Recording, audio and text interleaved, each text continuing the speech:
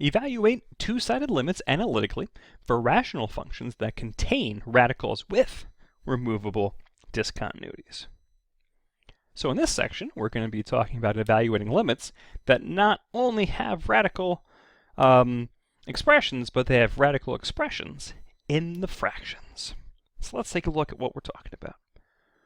So here, we're going to take a look at an example where we're trying to find the limit as x approaches 64 of 8 minus radical x over 64 minus x.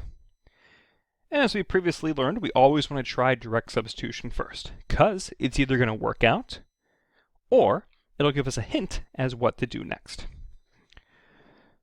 So I'll plug in 64 here, direct substitution, 8 minus the square root of 64, all over 64 minus 64, which is going to give me 8 minus 8 over 64 minus 64, giving us 0 over 0.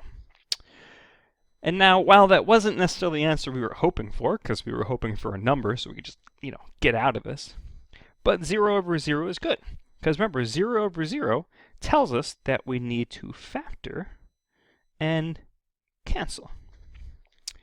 However, this is an expression that has radicals. And it's not too easy to see how to factor something with radicals. And sometimes you'll have expressions where you just can't see how to factor at all. So fortunately, there's a trick. And the trick involves using the conjugates of the radical expression to help us create that factor and then to cancel it. So let's just do a quick reminder. What are conjugates?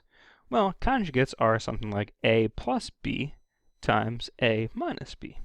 They are binomials that have the same terms, but they have opposite operations. And if we remember back from when we learned conjugates, we know that when we multiply conjugates together, we can take the first term, which in this case is a, we can square it. We can take the last term, which in this case is b, we can square it. And then we always subtract. And again, that is the shortcut for multiplying conjugates, but you can always FOIL it out in case you don't remember that. So there's always a backup plan. All right, anyways. We want to take the conjugate of the expression that has the radical. So, in our fraction, we can see the numerator is the expression with the radical. So, we'll take that expression, 8 minus radical x, we'll multiply it by its conjugate, and we know if we multiply something to the numerator, we also have to multiply something to the denominator. Well, not something, that particular thing. All right, so then from here we want to simplify, but we want to simplify very strategically. And what do I mean by that? Well, we are going to multiply the conjugates together because we do have that shortcut. So we'll do that first. So let's see, we're going to have 8 squared minus the square root of x squared. Now, since when we multiply the two expressions in the denominator, they are not conjugates. So we actually want to leave them in factored form because, again, we are going to cancel out a factor. And since these are already factored, we're just going to let them alone. If you do accidentally distribute everything, that's bad news because then you won't recognize what factors to cancel out. So again, we want to simplify the conjugates. We want to leave the others alone. And we've already done that, so let's continue simplifying here. So we'll stick with the numerator. And let's see. 8 squared is 64 minus square root of x squared. Well, the square root and the squared will cancel out, leaving us with just x all over 64 minus x times 8 plus radical x. And here we can now see we have a factor in the numerator and a factor in the denominator, which we can cancel out.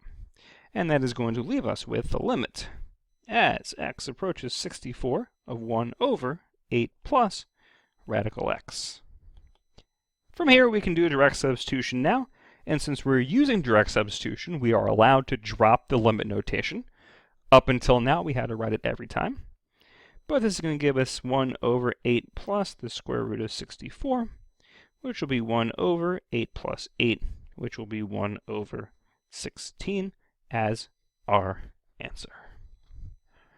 So again, the trick to simplifying or excuse me, the trick to evaluating limits that involve a radical inside of a fraction is just to use the conjugates. Let's take a look at another one, because this one is a little bit different. Folks might have been able to see how to factor and cancel that other one without having to use the conjugates, but this one, whew, this one's a little bit crazy. But our method doesn't change. Again, we'll try direct substitution first, just to see if it works. And I have the wrong color. Let's try that again. Square root of 2 plus, is equal to the square root of 2 plus 0 minus the square root of 2 all over 0. And I already know this is going to be bad news because we have a 0 on the bottom. And yep, we end up with 0 over 0. But again, not necessarily bad news because this tells us we have to factor and cancel. But since we've got some radicals, we can't use our normal factor and canceling. We have to use conjugates. All right, so let's see. We're going to have the limit as h approaches 0 of the square root of 2 plus h minus square root of 2 all over h. And just like before, we want to multiply the numerator and denominator by the conjugate of the radical expression. So our radical expression is the square root of 2 plus h minus radical 2. So the conjugate would be the square root of 2 plus h plus the square root of 2.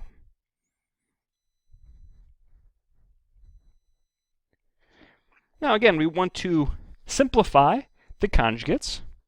And to do that, we know we can take the first term, which in this case is the square root of 2 plus h, and square it.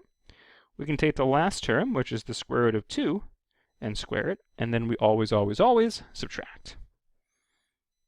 And then since the denominators are not conjugates, we're just going to leave those in factored form, because again, we are going to need to cancel out one of those factors. And we can continue simplifying here. We have the limit as h approaches 0. Let's see, the square root and the squared will cancel out. The other square root and the squared will cancel out. That is going to leave us with 2 plus h minus 2 all over h times the square root of 2 plus h plus the square root of 2.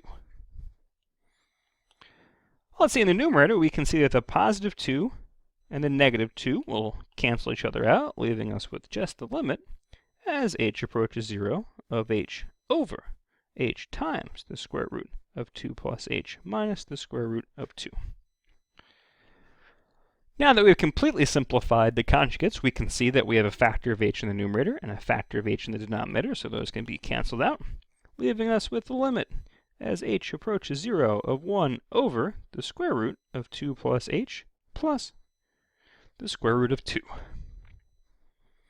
Now from here, we can use direct substitution, so we're going to get 1 over radical 2 plus 0 plus radical 2, which will give us 1 over radical 2 plus radical 2, which is 1 over 2 radical 2. And now, in calculus, that is a 100% perfectly acceptable answer. In calculus, we are allowed to have radicals in the denominator. We are not so particular here, so you can leave it like that. However, if you would like to simplify it further and get rid of that radical, you're more than welcome to multiply the top and bottom by radical 2, so you can get radical 2 over 4 as your other solution, and those two expressions are equivalent, so both of them work. All right, let's take a look at one final example. Here we have the limit as y approaches 1 of y minus 1 over the square root of y plus 3 minus 2. So, as always, we'll try direct substitution first. So this is going to give us 1 minus 1 all over the radical 1 plus 3 minus 2, which is going to simplify down to be, let's see, 1 minus 1 is 0 over the square root of 4 minus 2, which will be 0 over 2 minus 2, which will be 0 over 0. Again, not the news we were hoping for. We were hoping for a number so we can be done, but not bad news because this 0 over 0 tells us we need to factor and cancel. And since we have a radical inside a fraction, we know we're going to have to use the conjugates. So let's see, we have the limit as y approaches 1 of y minus 1 over the square root of y plus 3 minus 2. Now let's see, the denominator this time has the radical expression, so we'll multiply the numerator and denominator by the conjugate of the denominator, which is the square root of y plus 3 plus 2.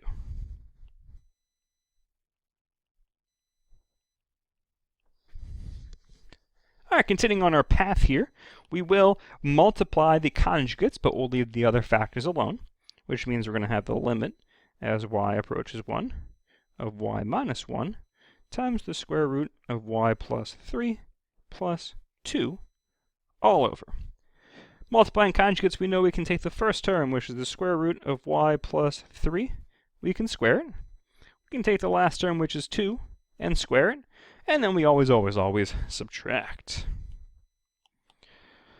All right, so we can simplify. The square root and the squared cancel out. That is going to leave us with the limit as y approaches 1 of y minus 1 times the square root of y plus 3 plus 2 all over y plus 3 minus 2 squared is 4.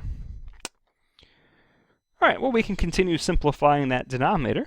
So we're going to have the limit as y approaches 1 of y minus 1 times the square root of y plus 3 plus 2 all over, let's see, y plus 3 minus 4 is going to be y minus 1. And there you have it. We have common factors in the numerator and denominator. So we can cancel those out, leaving us with the limit as y approaches 1 of the square root of y plus 3 plus 2. And then we can apply direct substitution, giving us the square root of 1 plus 3 plus 2, giving us the square root of 4 plus 2, and 2 plus 2, and then finally our solution of 4.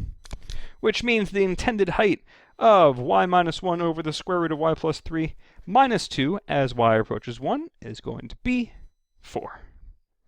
And that is it, folks.